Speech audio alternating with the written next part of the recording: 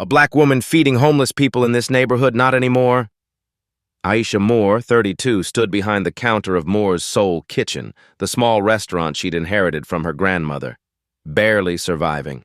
$52 in her bank account. Thomas Bennett Jr., real estate developer, stood in her doorway. Designer suit, cold eyes, 2 police officers behind him. "Sir, I'm just trying to help." "Help?" He grabbed her cornbread off the counter and threw it in the trash. "You're running a homeless shelter. That ends now."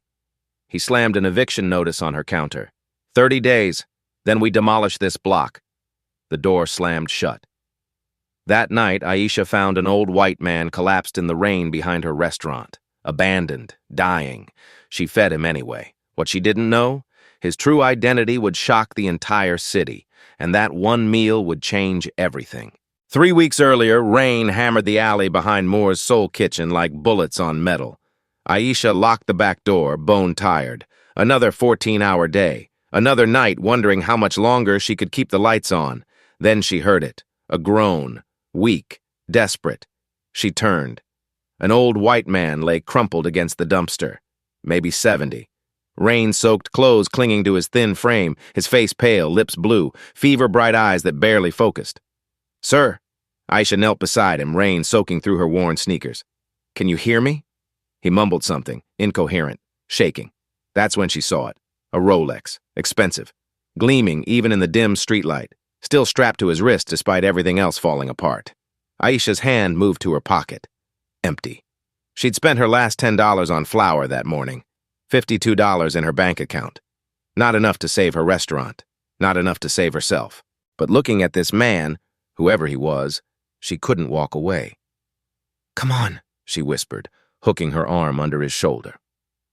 "Let's get you inside." He was heavier than he looked. She half dragged, half carried him through the back door into the kitchen. The warm air hit them both. He gasped. She sat him in the corner booth, the only clean table left after closing. Grabbed the last clean blanket from the storage closet, the one she kept for cold nights when she slept on the cot upstairs because she couldn't afford heating at home anymore. "Stay here," she said softly. "I'm going to make you something warm." He didn't respond, just shivered. Aisha moved to the kitchen. Her kingdom. Her grandmother's kingdom before her. Cast iron pans hanging on the walls, recipes scrawled in faded handwriting, the smell of decades of love and cooking baked into the walls. She opened the walk-in fridge, nearly empty. Tomorrow's prep ingredients, her own groceries for the week. She hesitated. Then she started cooking. 20 minutes later, she set a bowl of soup in front of him. Her grandmother's recipe. The one that had fed 3 generations of this neighborhood. Chicken, vegetables, rice, spices that made your soul remember home, and cornbread, fresh, still warm. The old man looked up at her, really looked. His eyes cleared for the first moment. "Why?" His voice was rough, educated beneath the rasp. "You don't know me." "You're hungry," Aisha said simply. "That's all I need to know." He lifted the spoon with trembling hands, tasted, closed his eyes. "This is..." He paused. "This is the best thing I've tasted in years." Aisha smiled, tired, real. "That's my grandmother's recipe. She always said food is love made visible." Smart woman. She was. Aisha sat across from him. "She left me this place when she passed. Been trying to keep it alive ever since." The old man ate slowly, methodically. Table manners too perfect for someone living on the streets. The way he held his spoon, the way he placed his napkin, details that didn't add up. "What's your name?" Aisha asked. He hesitated. "Thomas. I'm Aisha, Aisha Moore." "Thank you, Aisha Moore." He met her eyes, something in them. Guilt? Shame? "You have no idea what this means." "Everyone deserves a warm meal, Thomas." He looked away. "Not everyone." Before she could ask what he meant, his eyes fluttered.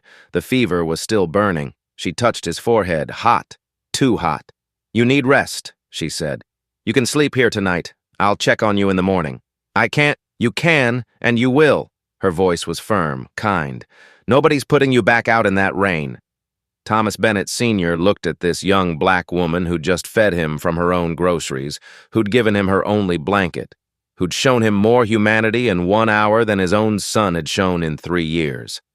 And for the first time since he'd walked away from his empire, he started to cry. "I'm sorry," he whispered. "I'm so sorry." Aisha didn't know what he was apologizing for. Not yet, but she would. 1 week later, Thomas had been staying at the restaurant for 7 days, washing dishes, cleaning, refusing to leave. Aisha discovered he knew things, business things, supplier negotiations, bookkeeping. His hands trembled, but his mind was sharp. "You weren't always homeless," she said one morning while prepping. "No."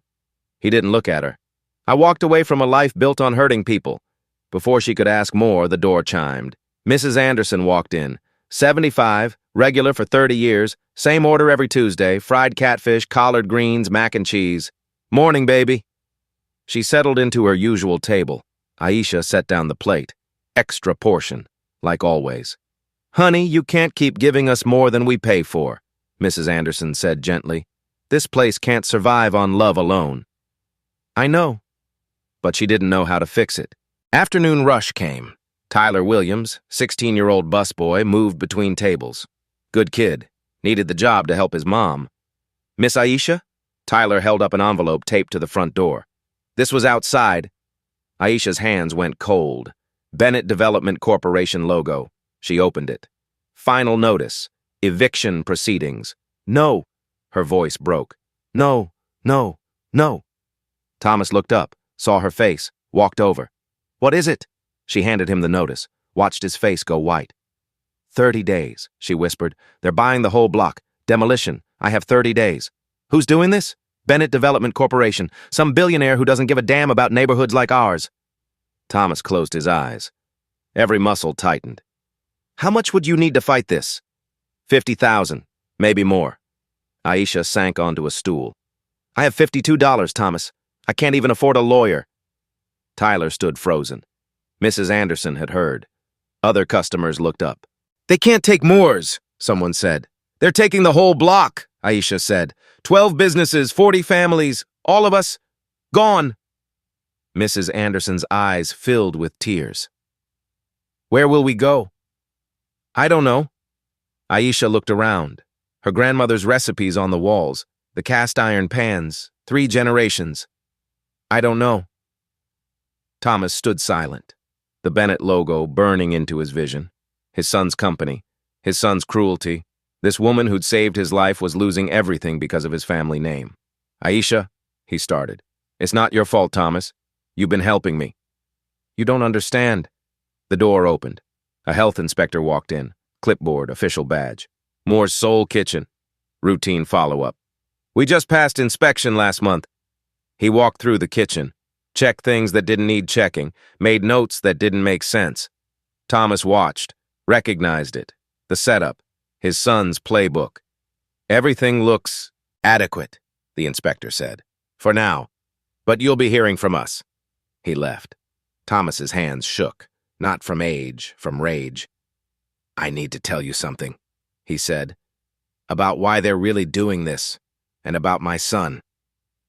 Aisha looked at him, at the guilt in his eyes. "Thomas, what are you talking about?" Later that night, the walk-in cooler door was open. Aisha had gone inside to hide, to cry where no one could see. Thomas stood outside, heard her sobs through the metal. He made a decision. He would tell her everything and help her fight, even if it meant destroying the last connection to his son. The next morning, Thomas approached the counter while Aisha kneaded dough. Her face was set. "Sit down," he said quietly. "Please." Something in his voice made her stop. "My name is Thomas Bennett Sr." Aisha stared. "Bennett? As in Bennett Development Corporation?" "Yes." His voice was steady, broken. "That company destroying your neighborhood? My son built it." The knife clattered to the cutting board. "Get out! Aisha, get out of my kitchen right now!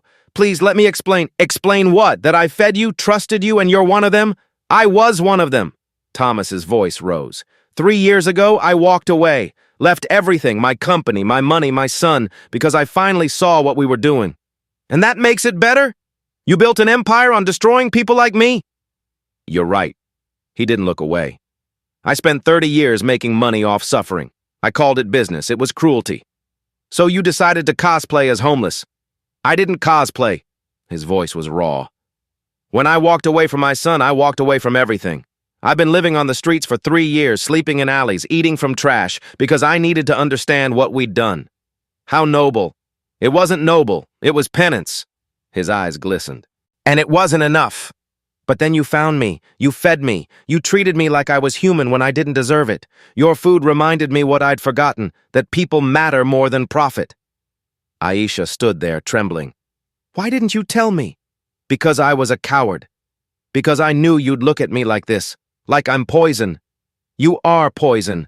Your son is taking everything from me. I know, Thomas stood, and I can help you stop him. Aisha laughed bitterly. How? You're homeless. You have nothing. I have something he doesn't. Thomas met her eyes. Insider knowledge. I know how he operates, how he bribes officials, how he falsifies reports, how he targets neighborhoods like yours, specifically black-owned businesses because they're easier to displace. The words hit like a punch. What?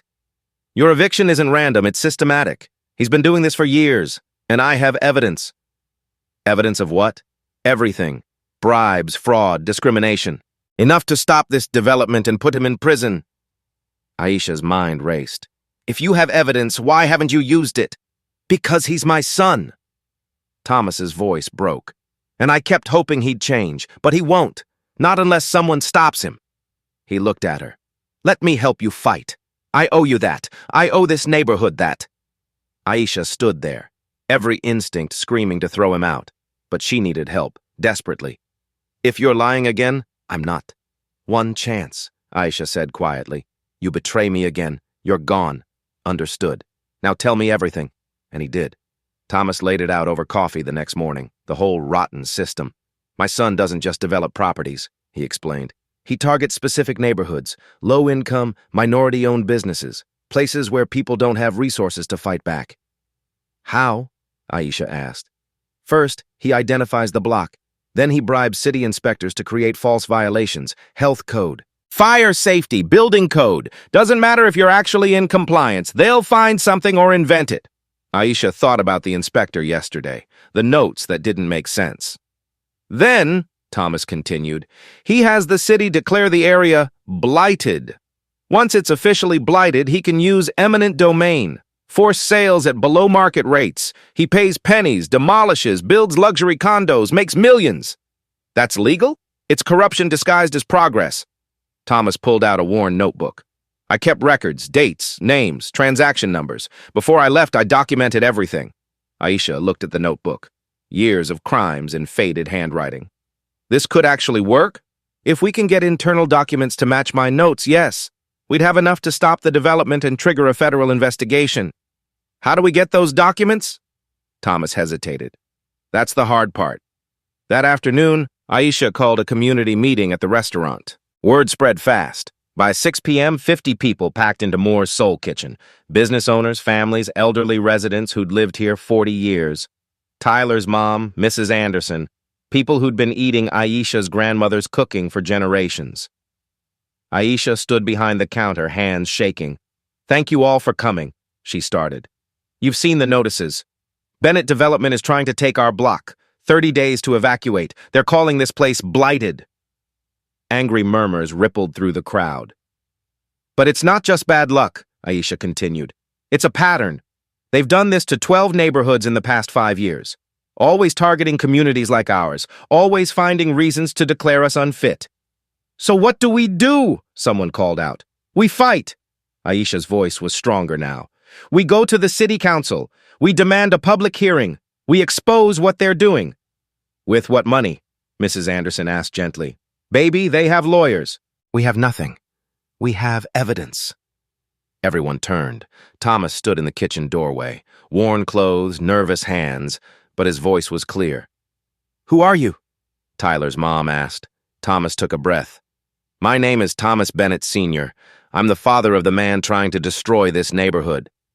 The room exploded. Angry shouts. People standing. Someone threw a cup. Wait! Aisha's voice cut through. Just listen, please! Slowly, the room quieted. Thomas left his company 3 years ago, Aisha explained. He's been living on the streets, and he has evidence of everything they've done. Bribes, fraud, discrimination, enough to stop this. Why should we trust a Bennett? Someone spat. You shouldn't! Thomas's voice was steady. I don't deserve your trust. I spent 30 years building the empire that's crushing you now. I helped create this system." He looked around the room, at faces filled with anger and fear. "But 3 years ago, I walked away because I finally understood what we were doing, and then Aisha found me dying in an alley. She fed me. She treated me like I was human. And her food, her grandmother's recipes, they reminded me what I'd forgotten." He pulled out the notebook. "I can't undo 30 years of harm. But I can help you stop this. These are records of every illegal thing my son's company has done. Bribed health inspectors, false reports, targeted displacement of Black and Latino businesses." He set the notebook on a table. "This is yours. Use it. Fight back. And if you win, maybe, just maybe, one neighborhood doesn't get destroyed." Silence. Then Mrs. Anderson spoke. "Show us." Thomas opened the notebook, started reading dates, names, transaction amounts, matched them to neighborhoods that had been demolished, showed the pattern. The room listened, anger turning to focus. "Can we win with this?" Tyler's mom asked. "If we can get internal documents to corroborate these notes, yes," Thomas said. "We'd have enough for a federal investigation, but we need time, and we need the city council to grant us a public hearing. How do we get that?" "We make noise," Aisha said. "We go to the media. We tell our story. We make this too public to ignore." Over the next 3 hours, they built a plan. Mrs. Anderson knew a sympathetic reporter. Tyler's mom was friends with a city councilwoman. Someone else had a cousin who worked at legal aid. Aisha provided food, her grandmother's recipes, fried chicken, collard greens, cornbread, mac and cheese, sweet tea. As people ate, something shifted. The anger became determination. The fear became solidarity. People started sharing their own stories, how they'd been harassed, how inspectors had suddenly found violations after years of clean records, how they'd been offered insultingly low buyout prices. The pattern was undeniable. Thomas watched from the corner, saw community building itself around shared meals, around Aisha's kindness made visible in every plate. This was what he'd destroyed for 30 years. And this was what he'd fight to save. 2 weeks later, the story hit the local news. Community fights back against developer. The reporter interviewed Aisha, showed the restaurant, talked to neighbors. Thomas stayed out of frame, not ready for that reveal yet. The pressure worked. The city council agreed to a public hearing, 2 weeks from now, before the eviction deadline. "We did it," Tyler said, grinning. "We're getting a hearing." Aisha hugged him, then Mrs. Anderson, then Thomas. For the first time in weeks, hope felt real. "This is just the beginning," Thomas warned. "My son won't take this quietly. He'll fight back." "Let him," Aisha said. "We're ready." But she wasn't. None of them were ready for what Thomas Bennett Jr. would do next. The next week felt almost normal, almost hopeful. Thomas coached Aisha every morning before opening. How to speak to city council, how to present evidence, how to stay calm under attack. "They'll try to make you emotional," he said. "Poor Black woman, too emotional to run a business. Don't give them that. I know what I'm doing. I know you do." Thomas smiled. "You're stronger than I ever was." The community rallied. Customers left extra tips. For the fight. Save Moors. A crowdfunding campaign raised $12,000 in 4 days. Not enough for full legal help, but enough for a lawyer to review documents. Tyler worked double shifts, refusing extra pay. "This is my neighborhood, too." Mrs. Anderson organized a phone tree, made sure everyone would show up to the hearing. Late one night, Aisha and Thomas sat at the counter, exhausted, but not alone. "Why did you really leave?" Aisha asked. 3 years ago? What was the moment?" Thomas was quiet. "There was a woman, Maria Gonzalez. She owned a bakery in the East District. My son targeted her block. She came to our office, begged us not to demolish, said it was her mother's legacy." He paused. "I had her physically removed, called security. 3 months later, we bulldozed her bakery. She lost everything." His voice cracked. "I saw a photo in the paper, Maria standing in the rubble crying, and I finally saw what I'd become. A man who destroyed someone's mother's legacy and called it progress." "What happened to her?" "I don't know." Thomas looked at Aisha. "But I see her every time I look at you, and I swear I won't let my son do to you what I did to her." Aisha squeezed his hand. "We're going to win this." "Yes, we are." But the next morning, everything changed. The phone rang at 6 a.m. A reporter, voice urgent. "Miss Moore, Thomas Bennett Jr. just held a press conference. He's claiming his father is mentally ill. He's trying to get him declared incompetent before your hearing. Aisha's hand shook as she turned on the TV. There he was, Thomas Bennett Jr., expensive suit, perfect hair, standing at a podium. "My father is a sick man," he was saying with fake concern. "Thomas Bennett Sr. suffers from advanced dementia. He's been living on the streets for 3 years, refusing help. Now he's been manipulated by people exploiting his condition." "No," Thomas whispered beside her. "I've filed emergency proceedings," Thomas Jr. continued, "to have my father declared mentally incompetent. Any statements, any documents, they're products of a diseased mind. No legal validity." A reporter asked, "What about corruption claims?" Thomas Jr. smiled coldly. "Baseless. Moore's Soul Kitchen has 14 health code violations. The entire block is structurally unsound. This is public safety, not personal." "That's a lie," Aisha breathed. "He's good at lying," Thomas said. The press conference ended. Thomas Jr. looked at the camera. "Dad, if you're watching, come home, get help. Stop letting these people use you." Aisha turned off the TV. "Can he do this? With money and connections?" "Yes." Thomas's hands shook. "He can make it happen." "Then we tell everyone who you really are. That's what he wants. Once I'm fighting competency, everything becomes ramblings of a sick man. He neutralizes me completely." Before they could strategize, the door opened. Thomas Bennett Jr. walked in. Same suit from TV, same cold smile. "Hello, Father." "Son," 3 years since they'd been in the same room. "You look terrible," Thomas Jr. said. "Dumpster food will do that. What do you want?" "I want you to stop embarrassing the family name." "There is no family anymore. You made sure of that." Thomas Jr.'s eyes flicked to Aisha, dismissed her. "You must be the owner of this establishment." He looked around. "Charming." "Get out," Aisha said. "Your restaurant?" He pulled out papers. "According to records, this building is condemned. As of this morning, you're trespassing." "That's impossible." "Emergency city council vote. Passed this morning." He set papers on her counter.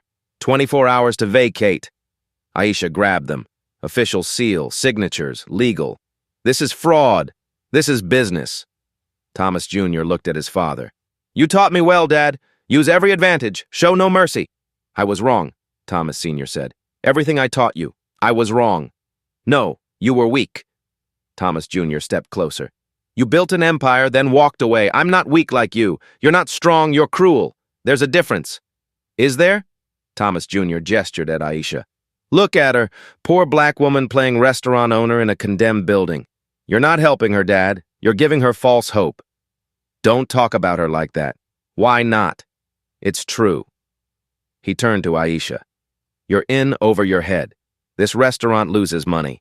You give away more than you sell. You're running a charity you can't afford. I feed my community." "Your community?" "Poor people who can't pay. In 5 years, this will be luxury condos, and people like you, you'll be somewhere cheaper, somewhere you belong." The words cut deep, designed to hurt. But Aisha didn't look away. "You know what I think? I think you're scared." Thomas Jr. blinked. "Excuse me?" "Scared we might actually win. That people might see what you've done. That your empire might collapse because one poor black woman wouldn't shut up. You're delusional. If we were powerless, you wouldn't be here." Aisha stepped forward. "You're here because we got a hearing. Because people are watching. Because you might actually lose." His smile vanished. "You have no idea who you're dealing with." "Yes, I do. A man who destroys neighborhoods because he can. Who's so empty that crushing people is the only thing that makes him feel alive." His hand moved fast. Grabbed her grandmother's framed photo. Aisha's heart stopped. He set it down, gently, almost respectfully. 24 hours, he said. "After that, police arrest you for trespassing. You'll have a criminal record. Good luck with a felony on your record." He walked to the door. Stopped. "Oh, Father?" "Competency hearing tomorrow at 9 a.m. 3 psychiatrists will testify you're delusional. After tomorrow, nothing you say matters legally." He looked at Aisha. "You chose the wrong ally." The door closed. Aisha's phone rang. Health inspector. "Miss Moore? Reports of rodent infestation, gas leaks, structural damage. Moore's Soul Kitchen is closed pending investigation." "That's not true. If you continue operating, you'll be arrested." Line went dead. Thomas looked broken. "I'm sorry." This is my fault. Stop. This isn't your fault. This is his. Aisha's voice was steel. And we're not done. He's taking everything, so we take it back. But how? That night, Aisha's community showed up. Mrs. Anderson, Tyler and his mom, the local baker, the bodega owner, 20 people crammed into the closed restaurant, defying the city order. They can't arrest all of us, Mrs. Anderson said firmly. I won't let you risk that, Aisha replied. Too late. We're already here. Tyler crossed his arms. Thomas stood in the corner, watching. His son had tried to destroy them. Instead, he'd made them stronger. We need those internal documents, Aisha said. Thomas's notebook isn't enough. We need proof from inside the company. How do we get that? Mrs. Anderson asked. Thomas stepped forward. I still have access codes from before I left. My son is paranoid. Backs everything up to personal cloud storage. Every email, every transaction. Would the codes still work after 3 years? Maybe. He never thought I'd use them against him. Thomas met Aisha's eyes. He thought I was too weak. Then we break in tonight, Aisha said. Tyler's mom looked worried. That's the only option we have. Aisha's voice was firm. They've already closed us down, already destroyed our credibility. We have nothing left to lose. 2 a.m., Bennett Development Headquarters, the 42nd floor, glass and steel, empire in the sky. Thomas's hands shook as they approached.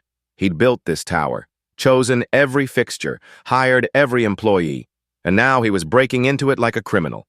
Security? Aisha whispered. 2 guards, one in lobby, one in parking garage. Top executive floors only have cameras, no live monitoring at night. They'd entered through the parking garage service entrance. Thomas still had his old key card. Miraculously, it worked. Either his son hadn't deactivated it, or he'd simply overlooked it in his arrogance. The elevator ride up was silent, tense. Each floor number lighting up felt like countdown to disaster. The doors opened to darkness, empty hallway. Dim emergency lights casting long shadows. Thomas led Aisha to the corner office, the largest one with views of the entire city. His son's office, the one that used to be his. Here. Thomas tried the door. Locked. Aisha pulled out a screwdriver from her bag. Grandmother taught me more than cooking. 2 minutes of careful work. The lock clicked. They slipped inside. Floor-to-ceiling windows overlooking the sleeping city. Ultra-modern furniture. Abstract art worth more than Aisha's entire restaurant. Cold, expensive, soulless. Thomas moved to the computer behind the massive desk. His hands shook as he typed. Password? He tried his old access codes. First one, access denied. Second, access denied. Come on, he muttered. Come on. Third attempt. His son's birthday backwards, combined with the old company founding date. The screen unlocked. I'm in. Aisha stood guard by the door while Thomas navigated through files. Years of documents, contracts, emails. Transaction records. Here, he breathed. Development targets. East District, Mitchell Street, Riverside, Carson Avenue. He opened spreadsheets, emails to city officials, payment schedules disguised as consulting fees, amounts that made Aisha's stomach turn. But then he found it. A folder marked Property Acquisition Strategy, Confidential. Inside, detailed plans, target neighborhoods listed by demographic makeup, income levels, racial composition, priority areas, all Black and Latino communities, clinical notes about minimal resistance potential and low legal resource access. Email chains with phrases that made Thomas's blood run cold. Asterisk, focus on minority districts, easier displacement, asterisk, target elderly owners, less fight, asterisk, clear them out by any means, asterisk, they won't have money for lawyers, Aisha read over his shoulder, rage building with every line. He's been doing this systematically, Thomas whispered. 23 neighborhoods over 5 years. Thousands of families, all planned, all deliberate. Download everything, Aisha said, her voice shaking with anger. Thomas plugged in a flash drive, started copying files. That's when they heard it. Footsteps in the hallway. Security, Aisha hissed. 2 more minutes. We don't have 2 minutes. Thomas kept typing, selecting folders. The progress bar crept forward, agonizingly slow. 67%, 72%. The footsteps got closer. Thomas, 85%, 90%. A walkie-talkie crackled outside the door. Checking executive floor. All quiet. 95%. Now, Aisha whispered urgently. 100%. Thomas yanked the flash drive, shut down the computer. They ducked behind the massive desk as a flashlight beam swept through the glass door. The security guard tried the handle, locked. He shone his light around the office, checking. Aisha pressed herself flat, held her breath. Thomas's heart hammered so loud he was sure the guard could hear it. After what felt like an eternity, the guard moved on. Footsteps fading down the hall. They waited 5 full minutes, then slipped out. Back down the elevator, through the garage, into the night air. Only when they were 3 blocks away did they stop running, leaned against a building, gasping. Thomas held up the flash drive. We got it. Everything, 5 years of evidence.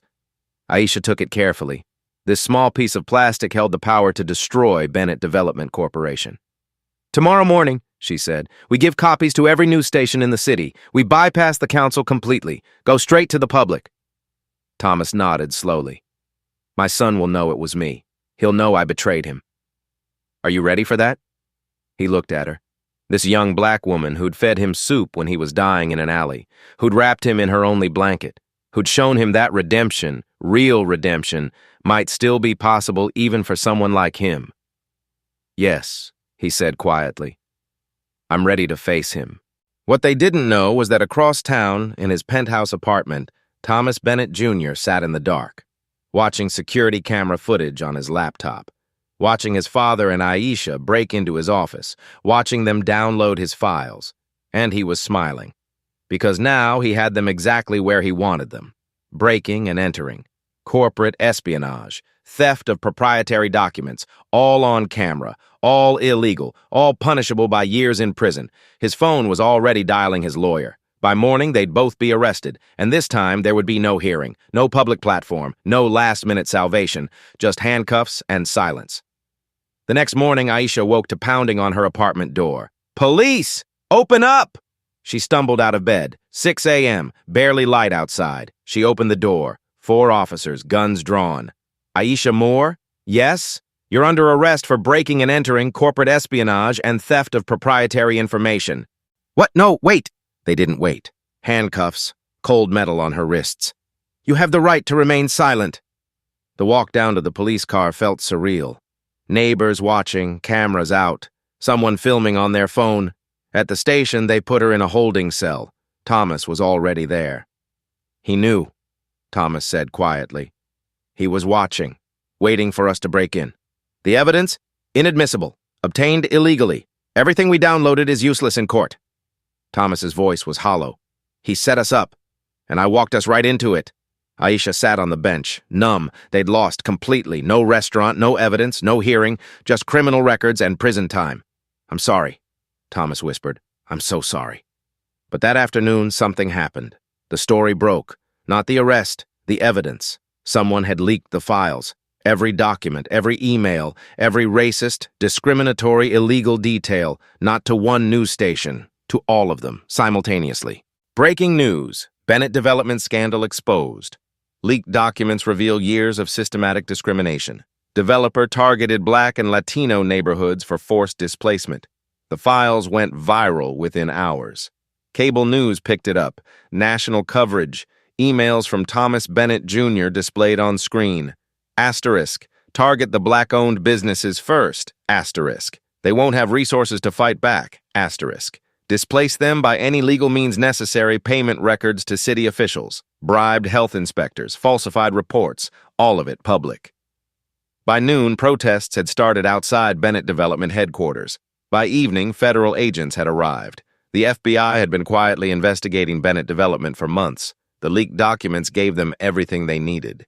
In the holding cell, Aisha and Thomas watched on the TV mounted in the corner. How? Aisha whispered. We had the only copy. Then she saw it.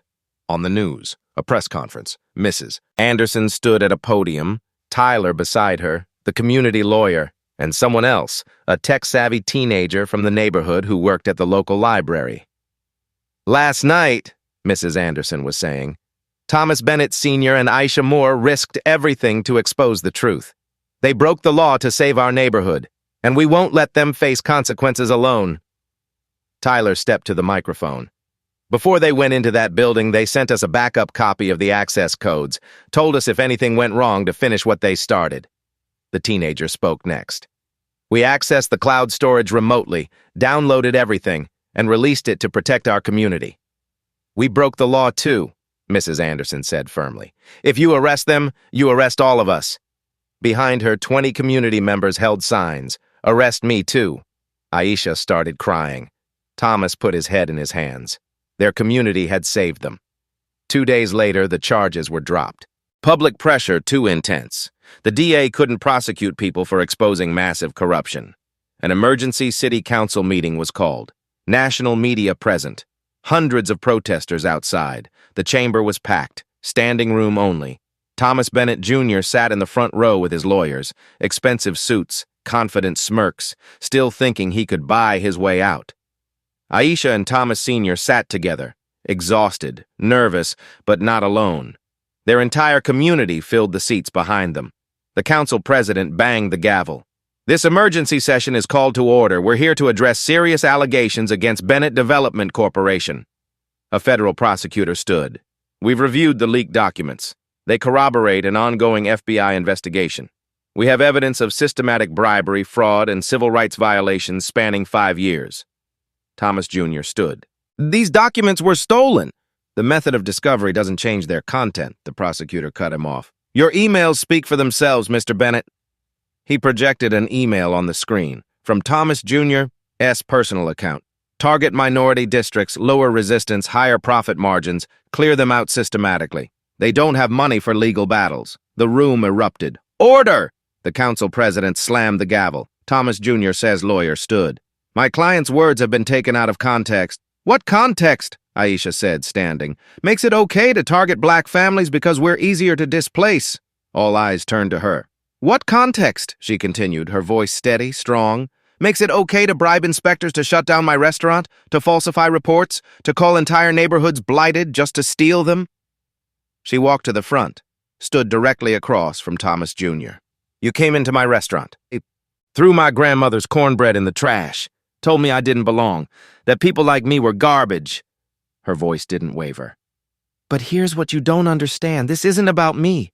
It's about every family you've displaced, every business you've destroyed, every community you've erased for profit. She turned to the council. For 5 years, this man has been systematically targeting the poorest, most vulnerable neighborhoods in this city, not because they were blighted, because they were easy, because we didn't have lawyers, didn't have connections, didn't have power. But we have something you'll never have.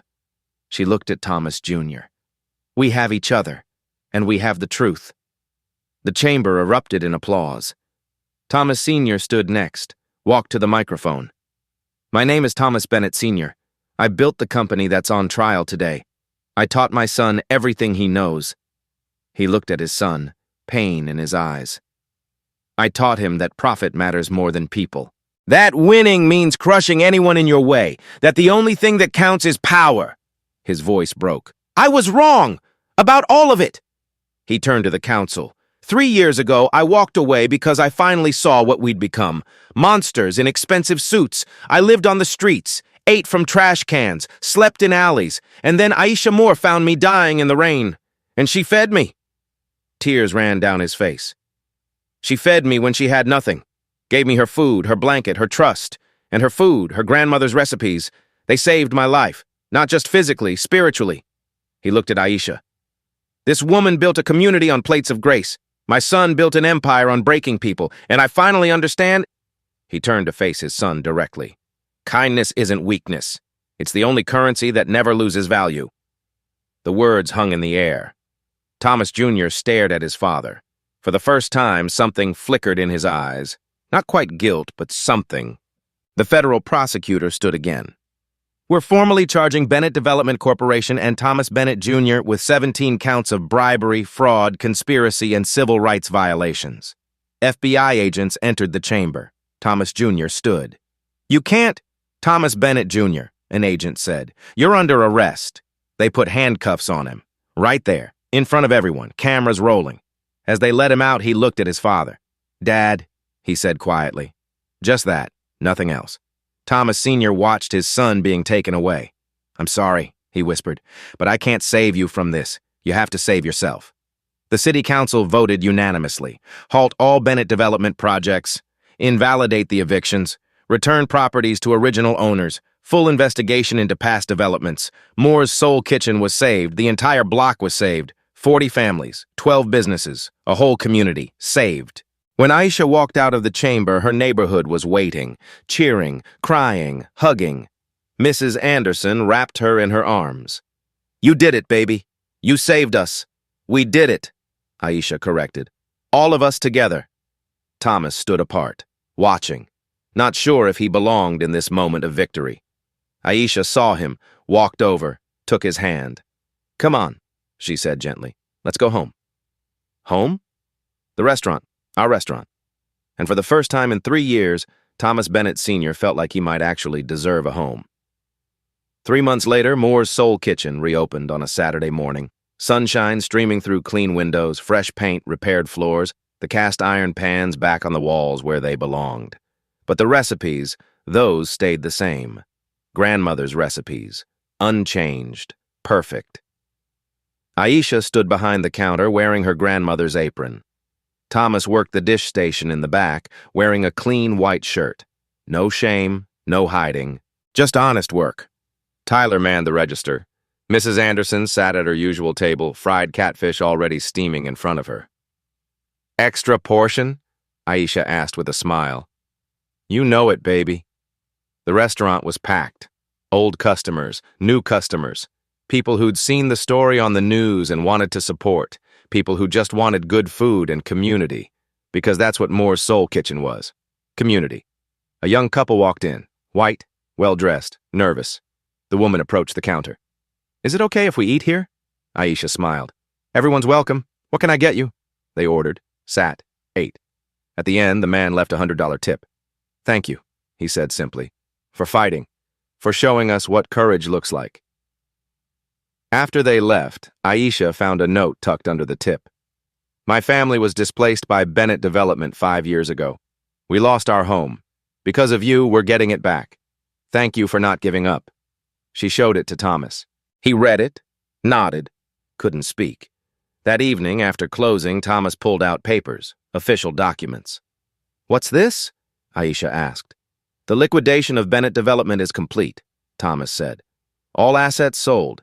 After legal fees, settlements to displaced families, and restitution, there's still money left. Okay? I'm starting a foundation, the Moore Bennett Community Food Fund." He slid the papers across the counter. "Grants for minority-owned restaurants, culinary training for at-risk youth, small business loans with fair terms. Everything we should have been doing for 30 years. Aisha looked at the papers, saw her name listed as co-director.